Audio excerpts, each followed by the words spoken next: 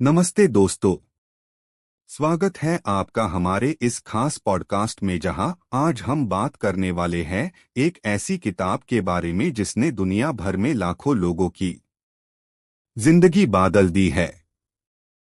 इस किताब का नाम है गुड लक, जिसे लिखा है एलेक्स रोविरा और फर्नांडो ट्रायास डेबीज ने।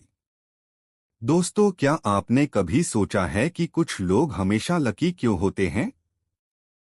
क्यों कुछ लोगों को सफलता बार बार मिलती है जबकि दूसरे लोग सिर्फ किस्मत के भरोसे बैठकर इंतजार करते रह जाते हैं?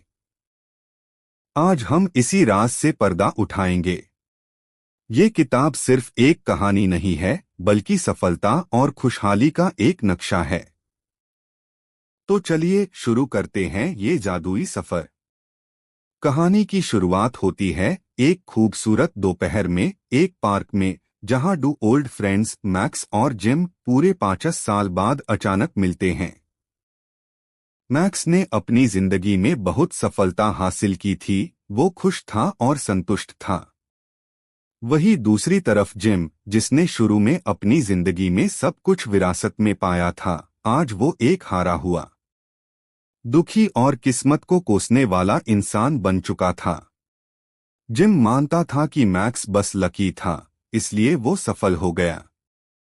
लेकिन मैक्स ने मुस्कुराते हुए समझाया कि लक और गुड लक में जमीन आसमान का फर्क होता है। लक यानी संयोग शायद कभी कभी मिल जाए, लेकिन वो टिकता नहीं है। और गुड लक यानी असली किस्मत वो है जो हम खुद बनते हैं। मैक्स ने जिम को एक पुरानी कहानी सुनानी शुरू की, वो कहानी जो उसके दादाजी ने उसे सुनाई थी और जिसने मैक्स की जिंदगी बदल दी थी। ये कहानी है मर्लिन जादूगर और उसके शूरवीर योद्धाओं की। बहुत समय पहले की बात है, एक दूरदराज के राज्य में मर्लिन नाम का एक महान जादूगर रहता था। एक दिन उसने राज्य के सभी शूरवीर योद्धाओं यानी नाइट्स को बुलाया और उन्हें एक चुनौती दी। मर्लिन ने कहा कि आने वाले 7 दिनों में एन्चांटेड फॉरेस्ट यानी जादुई जंगल में एक मैजिक 4 लीफ क्लोवर यानी 4 पत्तियों वाला जादुई पौधा उगने वाला है। ये पौधा इतना शक्तिशाली है कि जो भी इसका मालिक होगा उसे जिंदगी भर के लिए गुड लक मिलेगा। ये सुनकर सभी योद्धा खुश हो गए, लेकिन जैसे ही मर्लिन ने बताया कि ये जंगल कितना विशाल और घना है और वहां इस छोटे से पौधे को ढूंढना भूसे के ढेर में सुई ढूंढने जैसा है, तो सभी योद्धाओं ने हार मान ली। उन्होंने कहा कि ये तो नामुमकिन है। सिर्फ 2 योद्धाओं ने इस चुनौती को स्वीकार किया। एक था नॉट, जिसे हम ब्लैक नाइट कहेंगे, और दूसरा था सिड, जिसे हम व्हाइट नाइट कहेंगे। दोनों ने तय किया कि वो इस जादुई पौधे को ढूंढ कर ही रहेंगे। यहाँ से शुरू होती है असली सीख। दोस्तों, ध्यान से सुनिएगा, क्योंकि इन दोनों योद्धाओं का नजरिया ही वो फर्क है जो सफलता और असफलता के बीच होता है। पहले दिन नॉट यानी ब्लैक नाइट जंगल में पहुंचा और सीधा नोम के पास गया, जो धरती का राजकुमार था। नॉट ने गुस्से और अकड़ के साथ पूछा कि मुझे बताओ, वो 4 पट्टियों वाला पौधा कहाँ उगेगा? तुम तो जमीन के अंदर रहते हो, तुम्हें पता होगा। नोम ने जवाब दिया कि इस जंगल में आज तक कभी कोई 4 पट्टियों वाला क्लोवर नहीं उगा है और ना ही उग सकता है। ये सुनकर नॉट निराश हो गया।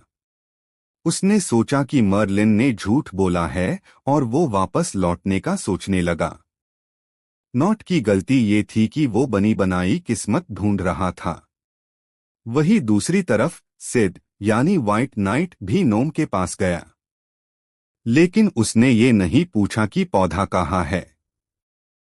उसने पूछा, हे धरती के राजकुमार, क्या कारण है कि यहाँ वो पौधा नहीं उगता? नोम ने बताया कि यहाँ की मिट्टी पत्थरीली और सख्त है, इसलिए वहाँ कुछ नहीं उगता। सिद ने सोचा, अगर मैं मिट्टी बदल दूं तो? उसने तुरंत मेहनत शुरू की। वो दूर गया, वहां से ताजी और उपजाऊ मिट्टी लाया और जंगल के एक छोटे से हिस्से में पुरानी मिट्टी हटकर नई मिट्टी डाल दी। हालांकि वो जगह बहुत छोटी थी, लेकिन सिद ने पहला कदम उठाया था। उसने परिस्थिति यानी कंडीशन क्रिएट की थी। अगले दिन नॉट ने सोचा कि शायद लेडी ऑफ द लेक यानी झील की रानी को पता होगा। वो वहां गया और वही सवाल दोहराया। रानी ने भी वही कहा कि यहाँ पौधा उगना नामुमकिन है क्योंकि यहाँ पानी की कमी है। पानी सिर्फ रिस कराता है, बहता नहीं है। नॉट फिर से दुखी हो गया। उसने कहा मेरी किस्मत ही खराब है। लेकिन सिद ने जब यही बात झील की रानी से पूछी तो उसने समस्या को समझा। उसने सोचा कि अगर पौधे को उगने के लिए पानी चाहिए तो मैं पानी का इंतजाम करूंगा। सिद ने अपनी तलवार से जमीन खोदकर एक नहर बनाई ताकि झील का पानी उस नई मिट्टी वाली जगह तक पहुंच सके। सिद ने अब मिट्टी और पानी दोनों का इंतजाम कर दिया था। तीसरे दिन नॉट ने सेक्वाया यानी जंगल के सबसे पुराने और विशाल पेड़ से बात की। सेक्वाया ने भी वही कहा कि यहाँ इतने घने पेड़ हैं कि सूरज की रोशनी जमीन तक पहुंच ही नहीं पाती, इसलिए कोई नया पौधा नहीं उग सकता। नॉट को अब यकीन हो गया कि मर्लिन ने उन्हें बेवकूफ बनाया है। वो किस्मत को कोसते हुए बैठ गया। लेकिन सिद, जो कि हार मानने वालों में से नहीं था, उसने सेक्वाया से पूछा कि क्या वो कुछ पुरानी और सूखी डालियां काट सकता है ताकि रोशनी आ सके। सेक्वाया ने खुशी से हाँ कहा क्योंकि इससे उसे भी राहत मिलती। सिद ने पूरी रात मेहनत की, पेड़ों की छटाई की और सुबह तक उस छोटे से हिस्से पर सूरज की किरणें पड़ने लगी थी। अब सिद के पास मिट्टी थी, पानी था और धूप भी थी। दोस्तों ध्यान दीजिए, सिद ने अभी तक पौधा देखा भी नहीं था, लेकिन वो लगातार वो कंडीशंस यानी हालात बना रहा था जो उस पौधे के उगने के लिए जरूरी थे। चौथे दिन सिद ने देखा कि मिट्टी में अभी भी कुछ पत्थर है। उसने मदर ऑफ स्टोन्स से बात की और जाना कि 4 पट्टियों वाला क्लोवर बहुत नाजुक होता है, वो पत्थरों के बीच नहीं उग सकता। सिद ने बिना आलस किए एक एक पत्थर चुन चुनकर वहां से हत्या। अब वो जमीन पूरी तरह तैयार थी। लेकिन कहानी में ट्विस्ट टैब आता है। जब मॉर्गैना, जो एक बुरी जादूगरनी थी, आती है। मॉर्गैना ने नॉट को भड़काया कि मर्लिन यूज धोखा दे रहा है और वो पौधा दरअसल मर्लिन के अपने बगीचे में उगने वाला है। नॉट, जो पहले ही निराश था, वो मॉर्गैना की बातों में आ गया और गुस्से में मर्लिन को मरने के लिए वापस महल की तरफ दौड़ पड़ा।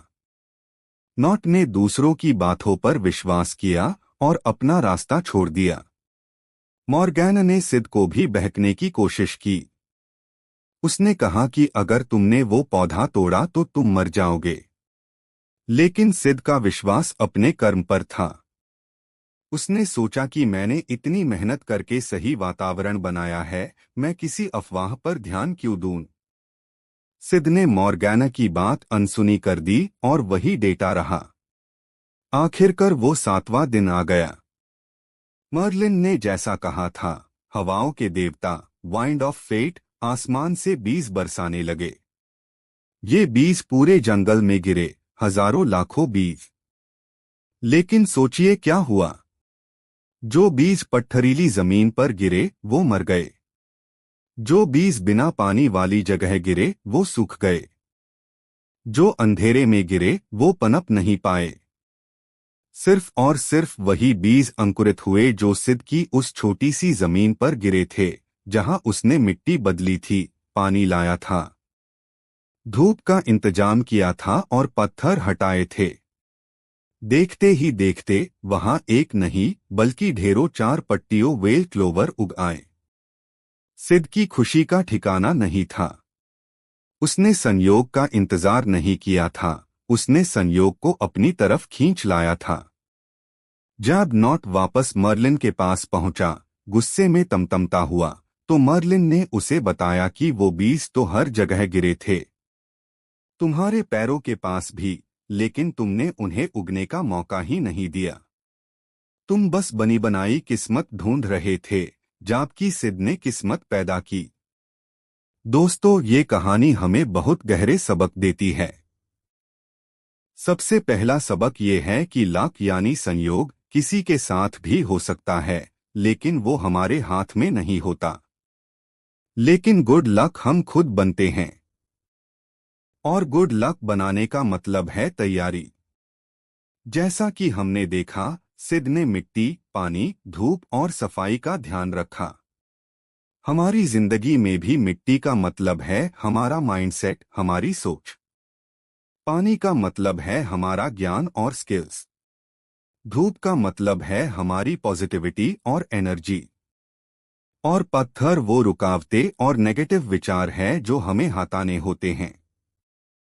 दूसरा सबक ये है कि जो लोग किस्मत के भरोसे बैठते हैं, वो अक्सर शिकायत करते हैं, जैसे नोट कर रहा था। वो कहते हैं कि माहौल खराब है, मार्केट डाउन है, मेरे पास रिसोर्सेस नहीं है। लेकिन जो लोग गुड लक क्रिएट करते हैं, वो सिड की तरह होते हैं। वो देखते हैं कि क्या कमी है और उसे पूरा करते हैं। वो दूसरों की मदद करते हैं, जैसे सिड ने झील की रानी और सेक्वोया पेड़ की मदद की। याद रखिए, दूसरों की मदद करने से अक्सर हमारा अपना रास्ता खुलता है। तीसरा सबक है धैर्य और विश्वास। जब सिड मेहनत कर रहा था, उसे कोई गारंटी नहीं थी कि पौधा वही उगेगा। लेकिन उसने विश्वास रखा। उसने आज का काम कल पर नहीं टाला। नॉट ने हमेशा सोचा कि कल देखूंगा या यहाँ कुछ नहीं हो सकता। सिड ने आज में काम किया।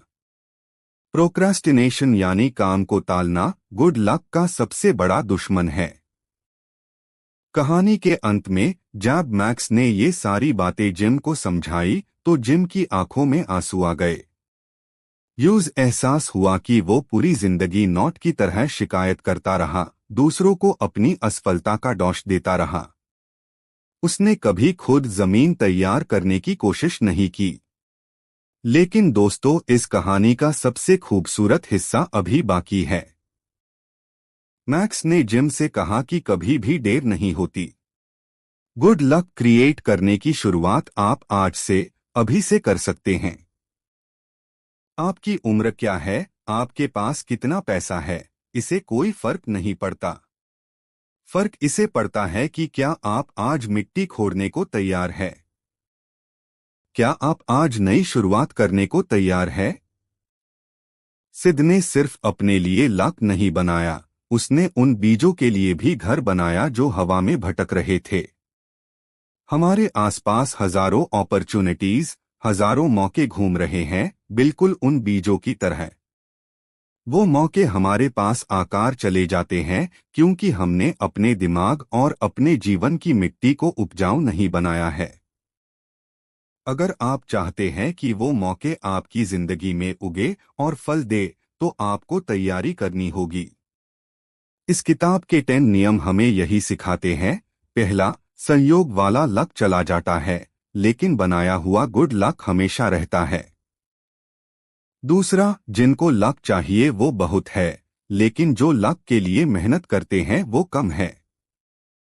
तीसरी बात, अगर आपके पास अभी लक नहीं है, तो इसका मतलब है कि आप पुराने हालात में जी रहे हैं, नई कंडीशंस बनाइए।